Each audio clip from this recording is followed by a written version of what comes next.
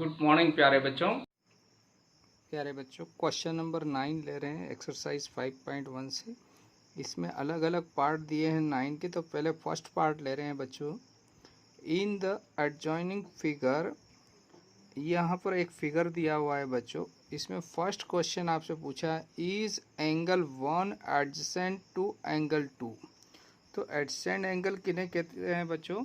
जो आपस में जुड़े हुए एक ही आर्म से, यानी एंगल 1 और 2। देखिए एंगल और 1 और 2 के बीच में एक सिंगल लाइन या रे होना चाहिए, यानी ये आर्म कहलाती है उसकी।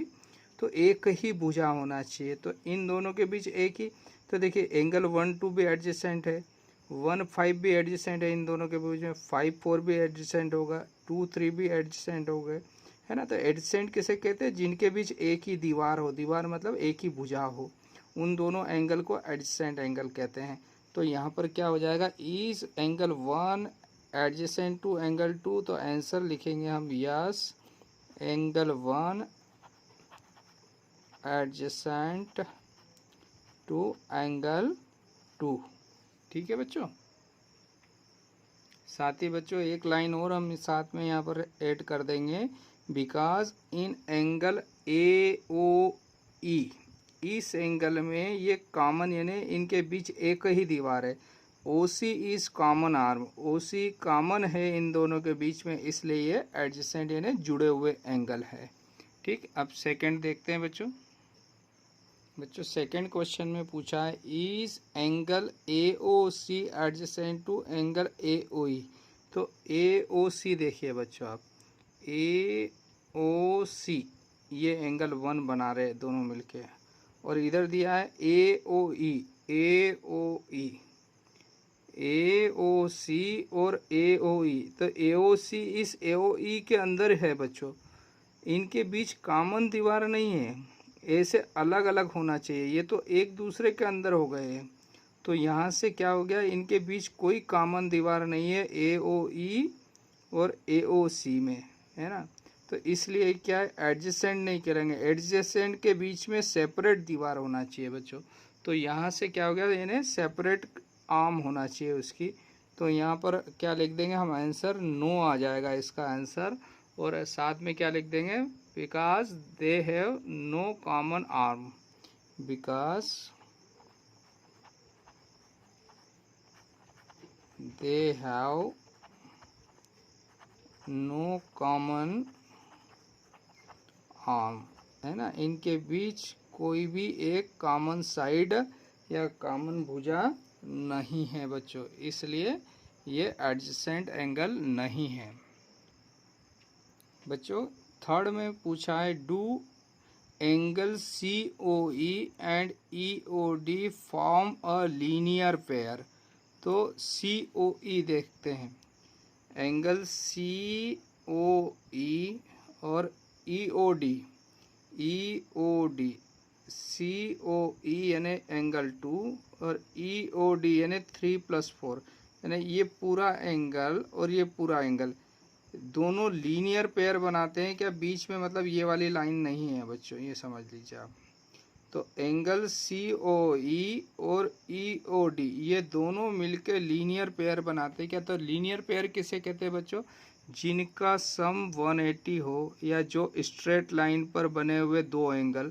तो एक एंगल ई ओ सी और ई ओ डी ये दोनों मिलकर 180 डिग्री या स्ट्रेट लाइन बना रहे हैं, इनका सम 180 डिग्री होगा। तो ये लीनियर पेयर होंगे बच्चों। तो हम क्या लिखेंगे? तो यस, तो ये क्वेश्चन में पूछा था do angle C O E and E O D form a linear pair. तो हम लिखेंगे यस। तो ये क्या करते हैं? दे फॉर्म लीनियर पेयर, दे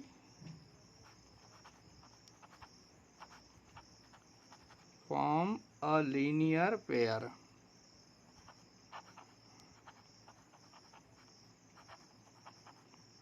है ना। ये दोनों मिलके 180 डिग्री एंगल यानी स्ट्रेट लाइन पे दोनों एंगल मिलके यानी एक स्ट्रेट लाइन बनाते हैं या 180 डिग्री बनाते हैं, इसलिए ये लीनियर पेयर है बच्चों।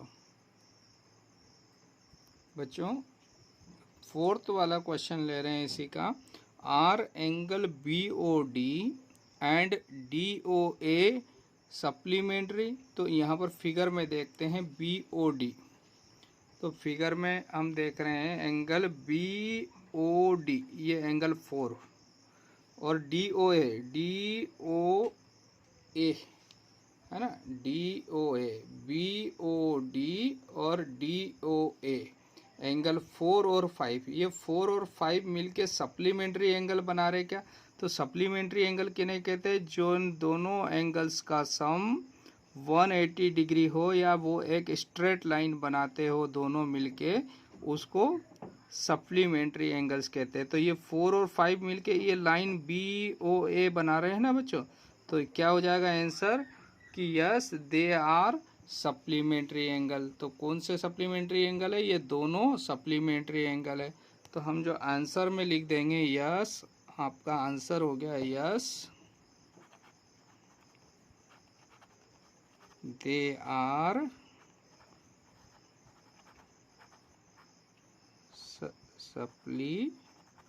सप्लीमेंट्री एंगल्स, है ना, ये सप्लीमेंट्री एंगल है बच्चों।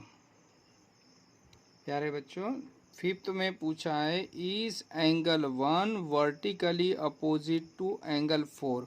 तो देखिए 1 और 4 फिगर में कहाँ है, एंगल 1 इधर है और 4 है। तो 1 किसके बीच बन रहा है बच्चों, एंगल ये COD जो लाइन है ये, और AOB जो लाइन है, ये दोनों एक दूसरे को क्रॉस कर रही है। तो एंगल 1 यहाँ बन रहा है और इधर 4 बन रहा है। तो जब दो लाइन एक दूसरे को इंटरसेक्ट करती है तो जो इनके आमने सामने के जो एंगल रहते हैं ये वर्टिकली अपोजिट एंगल कहलाते हैं। तो एंगल 1 और 4 दोनों कैसे हुए बच्चों, ये वर्टिकली अपोजिट एंगल हुए। तो हम जो आंसर में लिखेंगे क्या लिख देंगे कि आपका जो आंसर है वो क्या होगा कि यस, क्या हो जाएगा, यस एंगल 1 एंड एंगल 4 कैसे एंगल है बच्चों, आर वर्टिकली अपोजिट एंगल्स, है ना, ये वर्टिकली अपोजिट एंगल हुए बच्चों।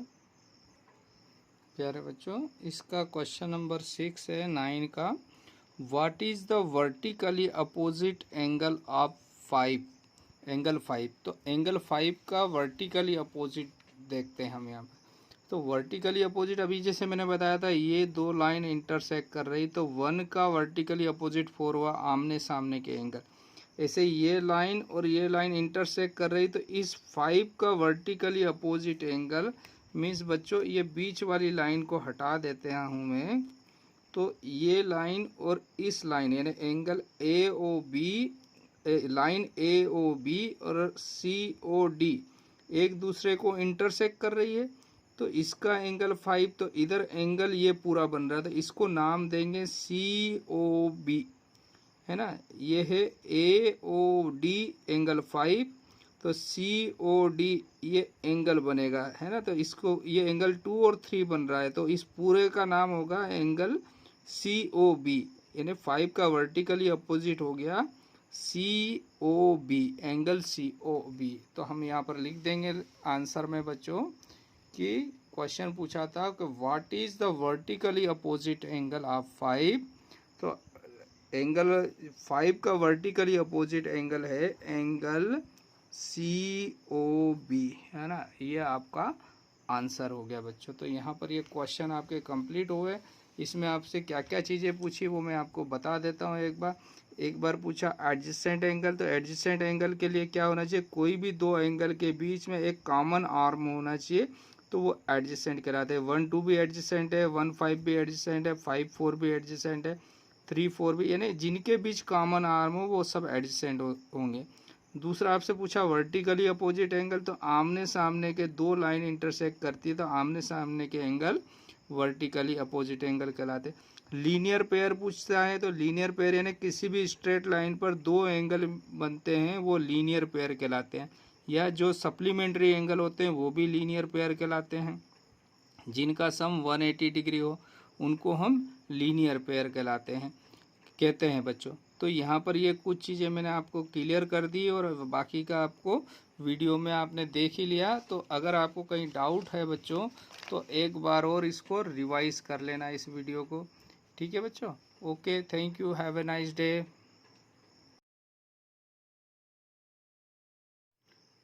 बच्चों एक्सरसाइज 5.1 से क्वेश्चन नंबर 10 है, indicate which pair of angles are. इसमें दो क्वेश्चन पूछे हैं। फर्स्ट है वर्टिकली अपोजिट एंगल। देखिए indicate which pair of angles are, आपको एक फिगर दिया हुआ है, इसमें आपको बताना है कि कौन से एंगल वर्टिकली अपोजिट एंगल है। तो वर्टिकली अपोजिट एंगल किसे कहते हैं बच्चों, जिसमें दो लाइंस जो रहती है एक दूसरे को इंटरसेक्ट करती है। तो जैसे एक लाइन ये वाली है और एक ये है, ये दोनों एक दूसरे को इंटरसेक्ट कर रही है।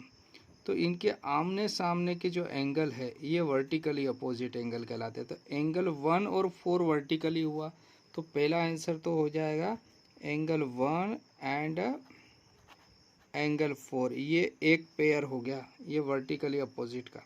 दूसरा ये दोनों लाइन इंटरसेक्ट, तो एंगल ए इधर 5 बन रहा है, तो इधर जो एंगल बन रहा है एंगल 2 और 3 दोनों का सम है बच्चों। ये वाला पूरा जो एंगल है ना, ये दोनों लाइन के बीच, तो 2 + 3 लिखना पड़ेगा। तो 5 का वर्टिकली अपोजिट हुआ 2 + 3, तो सेकंड पेयर हो गया एंगल 5 एंड ये 5 एंड 2 + 3 क्या कहलाएगा, 5 और एंगल 2 + 3 मिलकर ये दोनों वर्टिकली हुए ना। 5 का वर्टिकली हुआ 2 + 3 और 1 का वर्टिकली हुआ 4। तो 1 और 4 एक पेयर हो गया और 5 एंड 2 + 3 सेकंड पेयर हो गया। ये आपस में वर्टिकली अपोजिट एंगल है बच्चों। नेक्स्ट पूछा है आपसे क्वेश्चन लीनियर पेयर्स। तो लीनियर पेयर किसे कहते हैं बच्चों, जिसमें दो एंगल का सम 180 हो या एक ही लाइन पर दोनों एंगल मिलके एक स्ट्रेट लाइन बना रहे हो। तो यहाँ पर देखिए ये एक लाइन ये वाली है, तो एंगल 1 और 5 मिलकर ये स्ट्रेट लाइन बना रहे हैं। ठीक है, ऐसे ये दोनों एंगल कौन से, 5 और 4 मिलके इस वाली लाइन को स्ट्रेट, है ना। लीनियर पेयर में दो ही एंगल हो, इन तीन को काउंट नहीं करेंगे बच्चों, है ना। ये तीनों मिलके भी ये लाइन बना रहे, लेकिन ये काउंट नहीं होंगे। काउंट कौन से होते हैं, सिर्फ दो एंगल। तो दो मिलके अगर 180 बनाते हैं तो वो लीनियर पेयर कहलाता है। तो एंगल 1 + 5 ये दोनों मिलके 180 बना रहे हैं, तो एंगल 1 एंड 5 लिखेंगे। क्या लिखेंगे, एंगल 1 एंड 5 दोनों लीनियर पेयर है। एंगल 4 एंड 5 ये भी लीनियर पेयर है। तो आपका जो आंसर हो जाएगा, सो लीनियर पेयर्स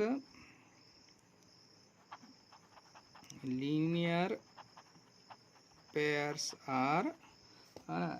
आपका आंसर लिख देते हैं यहाँ पर, है ना। तो क्या क्या हो जाएंगे लीनियर पेयर्स बच्चों, पहला तो हो जाएगा 1 और 5, तो एंगल 1 एंड एंगल 5, और दूसरा हो गया 5 एंड 4, एंगल 5 एंड एंगल 4, और यही आपका आंसर है। एक लीनियर पेयर पूछा है, एक वर्टिकली अपोजिट, जो कि हम दोनों, ये दोनों ही क्वेश्चन के आंसर आपने दे दिए यहाँ पर। ओके, थैंक यू बच्चों। क्वेश्चन नंबर 11 ले रहे हैं 5.1 से। In the following figure is angle 1 adjacent to angle 2। Angle 1 और 2 एडजेसेंट एंगल है क्या, आपको रीज़न भी देना। तो देखिए बच्चों, एडजेसेंट एंगल के लिए क्या होना चाहिए, देखिए यहाँ पर ये दोनों एंगल एडजेसेंट कहलाते हैं। एडजेसेंट होने के लिए दोनों एंगल के बीच कॉमन आर्म होना चाहिए और दोनों का वर्टेक्स एक ही जगह, बिगिनिंग पॉइंट एक ही होना चाहिए दोनों का एंगल का। सिमिलरली ये भी एडजेसेंट हो सकते हैं ये दोनों भी, क्योंकि इनका बिगिनिंग पॉइंट एक ही है दोनों, यानी दोनों एंगल का जो वर्टेक्स है वो एक ही होना चाहिए और बीच में कॉमन आर्म होना चाहिए। तो यहाँ पर क्या हो रहा है, यहाँ पर आर्म तो दोनों के बीच एक ही है, लेकिन ये दोनों एंगल अलग अलग प्लेस पर है, जबकि एक ही बिगिनिंग पॉइंट होना चाहिए। इसका बिगिनिंग पॉइंट यहाँ है, इसका यहाँ है, यानी स्टार्टिंग पॉइंट दोनों का सेम होना चाहिए, यानी वर्टेक्स कॉमन होना चाहिए। तो यहाँ पर क्या हो रहा है, एंगल 1 एंड 2 आर क्या हो जाएगा, नॉट हो जाएंगे। ये क्या है, not adjacent angle because their vertex is not common, यानी दोनों की वर्टेक्स जो है वो कॉमन नहीं है और ये इसलिए एडजेसेंट एंगल नहीं है बच्चों। एडजेसेंट होने के लिए दोनों की वर्टेक्स एक ही प्लेस पर होना चाहिए, तो इसलिए ये वर्टेक्स कॉमन नहीं है, इसलिए एडजेसेंट एंगल नहीं है बच्चों। Okay, thank you.